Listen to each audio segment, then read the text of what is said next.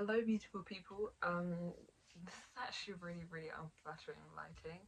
Oh wow, that's so much worse. Is that better? I feel like that might be better.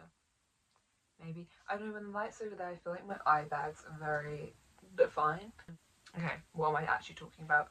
So today I realised I didn't actually do like a newbie tag because so many people do them and they're so cute and they're so fun to watch, but I just never did one. So I thought I would do one now because it seemed fun, and for some reason I've got a weird amount of energy for 9 o'clock when I woke up at 5 a.m. Oh, I just sat on a broken haircut.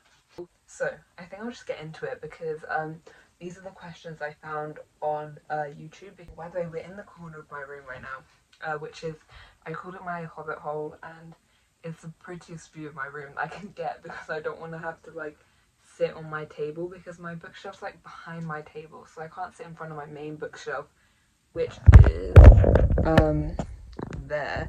So the first question is what did you start this channel?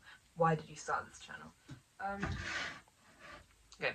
I started this channel because essentially I was a little bit lonely. I was a little bit desperate to find more people to talk about books with, to share my love for books with, and I just really wanted to create a community in which I could share the things I loved, and which also includes things like painting. I just really wanted a space where I could share all of that stuff, and I felt like YouTube was the best outlet for that. Like, people you don't want, they're not going to be able to find your YouTube account, which I think is so amazing. And I'm also going through a little bit of a like identity crisis, so I don't know. I feel like it just allows me to like kind of recenter and be myself. Like, am I just really boring, and am I just like an absolute weirdo and no one actually likes me? And then like you sit down and you be with yourself and you're like, no, it's okay, I'm still myself. That was a bit of a rant. Let me not go off topic again. Okay, the next question is, what are some fun and unique things you can bring to BookTube? Okay, let's think. I feel like I have a lot of other hobbies and interests outside of books, so alongside just talking about books, there are like quite a few other things I can talk about and sit down and discuss. Like, it's quite fun to kind of have like diverse videos like make any sense. I mean, I obviously bring my own kind of unique way of talking about books, my own unique style, taste in books. Do tend to like more like, not niche books particularly, because they're still good books, but just books maybe you hear talked about less. That kind of vibe going on. Guys, what have I done? 3 questions. Why do I love reading? Hey guys, this is because I don't read one specific genre. I read so many different like genres that I feel like it's so hard to narrow down why I love reading. Like, one book I might be reading it because I want to learn more about a specific topic. Like, I've got the Odyssey on my shelf, and I've got that there because I want to read more about mythology and I want to learn more about its origins. Like, some other books, I just read them just for escapism, like to relate to it, to learn about new things, to learn about history. Like, there's just so many reasons you read. You read for those beautiful quotes that just stay in your mind. You read for those amazing characters that you connect with in like this whole new way because you've been reading about them for like 400 pages and now you're just unbelievably connected to them. Like, there's just so many reasons, but I don't know, I just don't think I can narrow it down. I think there's so many different reasons people connect to literature, and like bringing together like 10 reasons why people read. I feel like I have books on my shelf that fit all of those needs. It just depends what mood I'm in. I think books, like the main reason that kind of towers above everything else is just hearing other people's stories. The way everybody else views the world, what authors decide to specifically talk about, is so interesting and an amazing way to get into their mind. The way they write is so heavily affected like their surroundings and what they've been through in their life, and that's so interesting to me. I'm a sucker for that kind of stuff. What book or series got you into reading? Okay, I brought this down, so I'm gonna give a little backstory. So basically, I read a lot when I was younger, maybe not like an insane amount, but I read, and I kind of went through the stage where, because people were finding it embarrassing to read, and I was like, okay guys, like, I officially hate reading. Like, I was like, no, you can't, I don't like books anymore. But then, I think I was around 10 or 11, these 2 books, They're by the same author, and I read them very close together. These were books when I think I was around 11, and I read them both in one sitting, and I was so unbelievably like absorbed by the books. I just could not genuinely put it down, and I think that's so beautiful, because now I feel like whenever you read in one sitting, it's always kind of affected by this feeling where you're like, oh, I need to read more books. Like, even if you that's not why you're doing it at all, there's always this kind of voice in the back of your head that's like, yeah, you're sitting down reading for a whole day, that's so good, you'll be able to show that off by like saying that you've read another book. But when you're young, you're just reading to read. Like, there's no alternate factoring into whether you read a book in one sitting or read it over a few weeks. I was so heavily in these books. I remember there was a scene, I still remember it, where this like girl in one of the books is walking down the street, and she's like seeing these beautiful houses, and it's just, I was just there. I was walking along with her, and that's really genuinely what got me into reading. And those are these two books. The Girl of the Incan Stars and The Island at the End of Everything. I really want to reread these, but part of me kind of wants to preserve that feeling I had when I was younger reading them, and not kind of taint them by getting this new perspective on them because I'm older. Okay.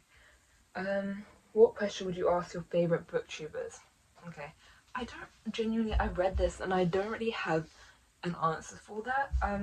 I mean, my favourite booktubers, I really like Emmy and Carolyn Mary Reid. I'd ask them how they kind of get over that fear of booktube, really, like that fear of kind of putting yourself out there and sharing a lot about yourself and a lot about your interests and a lot about what you like, because I do think it's hard to get over, and I don't know really how to get over it. So I think I probably asked them about that, and whether they did manage to conquer it, or whether it just kind of, it's always there and you're always like, oh, do I really want to be sharing all of this about me? Because part of you just wants to have this kind of mystery to yourself, and I feel like once you put it out there on booktube, it's very hard to kind of maintain that, because there's like this aspect of life that makes you want to have this element of mystery to yourself. And what challenges do you think starting a booktube channel will be the hardest to overcome? I think the hardest thing to overcome personally is not immediately having a community to support you. I think that's going to be quite difficult to overcome, because you're just going to be faced with those questions which, like, why am I even doing this? Why am I here? Why am I making these videos if no one's even watching them? Especially the feeling where you spend like so incredibly long editing a video and putting it together and putting your heart and soul into talking throughout it, and then it just gets like no attention, and you're just kind of stuck there and like, okay, so if that video got no attention, where do I go from here? That's why I was initially scared about, but I've made kind of a bit of peace with it, because you win some, you lose some, you know, and I think that it'll be okay. I'll find my people eventually, hopefully. When did you start reading?